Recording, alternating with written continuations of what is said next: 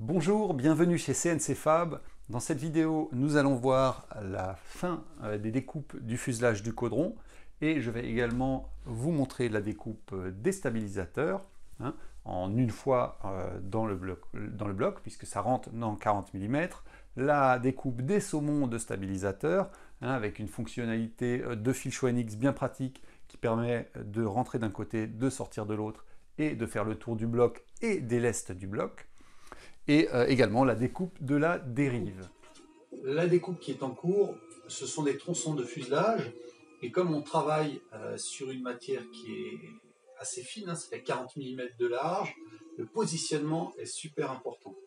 C'est pour ça que si vous regardez le ralenti, vous verrez que je commence par découper les couples à l'autre extrémité.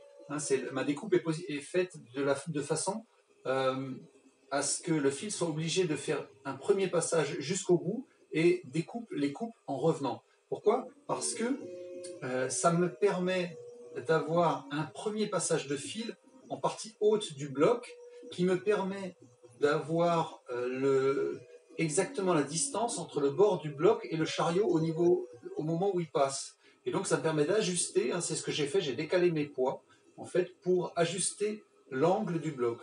La partie basse, on l'a fait à l'équerre par rapport au bas. La partie haute, c'est quand le chariot passe.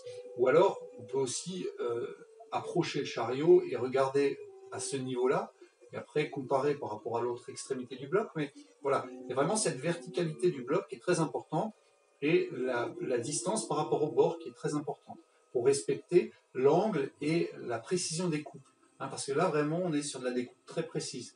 Pareil, si vous avez une table trop large, ça ne fonctionnera pas. Ici, je suis sur la deuxième découpe du fuselage du caudron et je ne suis plus surélevé comme je l'étais tout à l'heure. Pourquoi? Parce que tout à l'heure, lors de la première découpe, je découpais, vous voyez, des couples qui ont beaucoup d'angles. Le fil doit prendre beaucoup d'angles et donc il doit descendre d'un côté ou de l'autre. Et à partir de là, souvent, dans ces cas de figure, on est obligé de rehausser le couple et donc on met des cales. Par exemple, moi j'avais utilisé deux épaisseurs de 40 mm pour monter mon bloc de 80 mm et être bien confortable au niveau des angles. Mais par contre, là, je suis en train d'arriver au milieu du fuselage où c'est beaucoup plus plat, enfin il y a beaucoup moins de conicité plus exactement, et donc en fait je n'ai pas eu besoin de remonter mon bloc. Là je l'ai un peu avancé juste pour être bien dégagé par rapport quand je le positionne, mais j'aurais même pu le mettre plus proche de l'origine, parce que on a des couples qui ont très très peu de conicité.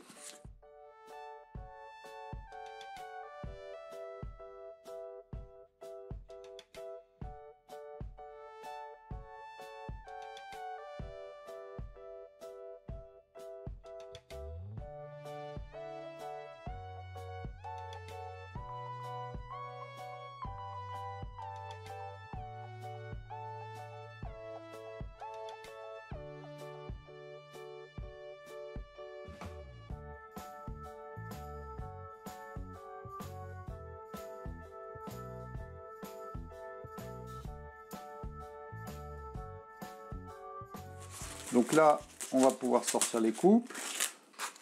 Donc on a un fuselage qui est creux. J'ai fait ce qui permet de passer les câbles, de mettre l'électronique. Et par contre, j'ai conservé de l'épaisseur aux endroits où il y aura le passage de l'aile pour qu'elle soit bien tenue.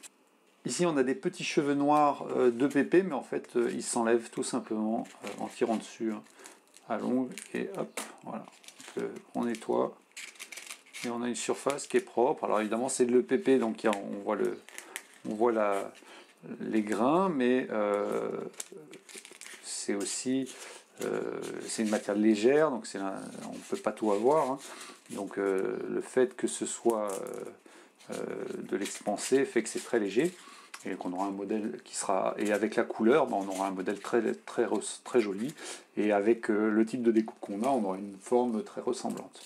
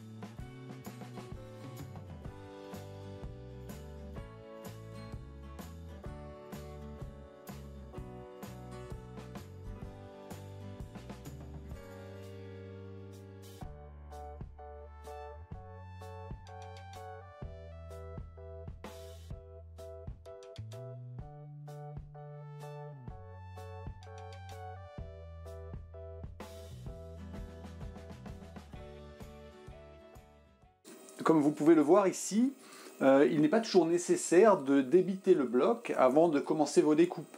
Surtout si vous avez un bloc qui est bien d'équerre, donc qui est déjà bien d'équerre, ce qui est le cas ici. Et en fait, ce qui va se passer, c'est que je sais que je dois découper encore un stabilisateur, une dérive dans ce bloc, en plus de ces découpes-là. Donc de toute façon, pour ces découpes qui sont des découpes d'aile, je vais devoir dresser mon bloc. Donc il va encore y avoir des découpes dans la partie restante.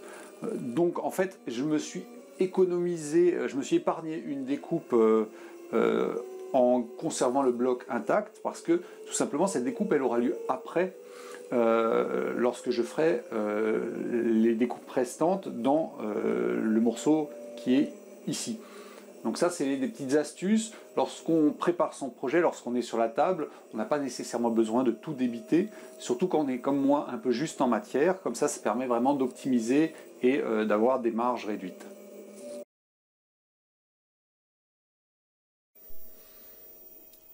Je viens de découper les saumons de mon aile, et dans Filshaw NX, on a une option pour faire le tour de la découpe et revenir en arrière. C'est-à-dire qu'on rentre, on fait un trajet et ensuite on ressort de l'autre côté et on fait le tour du bloc pour revenir. Et même, vous avez l'option pour prendre en compte la hauteur des lestes, ce qui fait que vous êtes sûr que le fil va faire le tour non seulement du bloc, mais il va monter par-dessus les lestes. Et c'est donc ce que je viens d'utiliser comme option pour effectuer la découpe des saumons de mes ailes.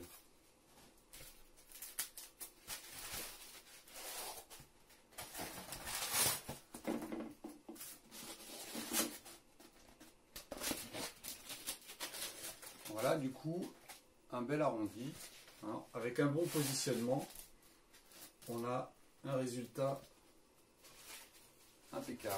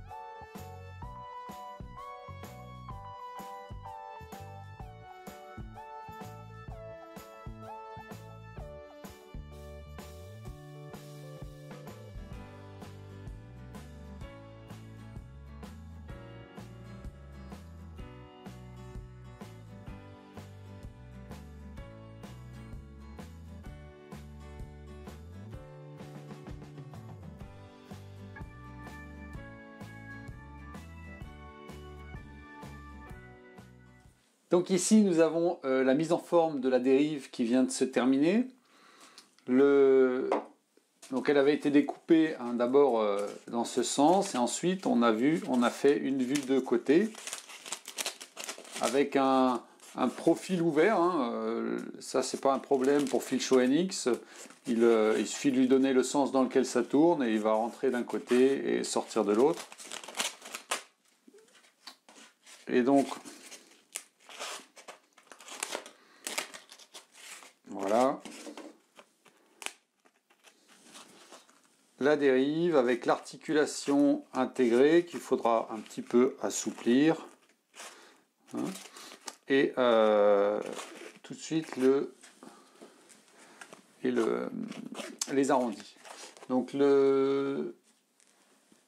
en fait, on a une pièce ici qui est faite exprès pour réceptionner la dérive. Donc il y aura un tout petit peu d'ajustement à faire.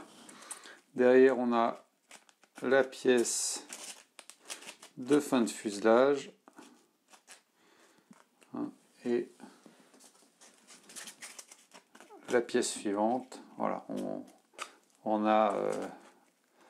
Ensuite, on découpera le volet et ce sera immédiatement en place parfaitement. Le fuselage se finit parfaitement.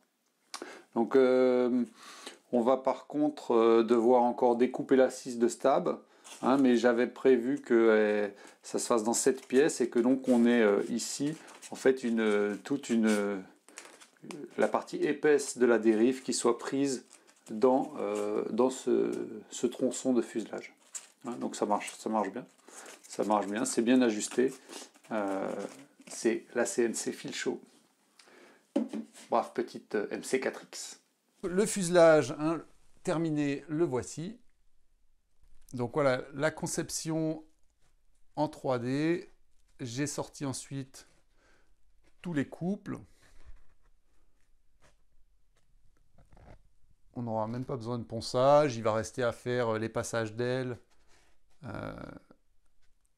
découper l'ouverture du capot. Ça peut se faire juste au cutter. Et ensuite, il faudra monter tout ça. Il y aura un petit bout de PP à mettre aussi pour finir le cockpit. Suite à vos réponses à mon questionnaire que je vous ai passé la semaine dernière, j'envisage de faire une formation à la conception 3D orientée usinage pour la CNC fil chaud, mais aussi pour l'impression 3D et pour le détourage, fraisage ou laser. Vous avez encore la possibilité de me faire part de votre intérêt pour une telle formation en suivant le lien dans la description de la vidéo. Vous me laissez votre email et comme ça, dès que j'ai quelque chose d'un peu plus concret à vous proposer, pas besoin d'attendre une vidéo de présentation, vous recevez par email les informations. Merci d'avoir suivi cette vidéo, abonnez-vous, mettez un pouce et à bientôt.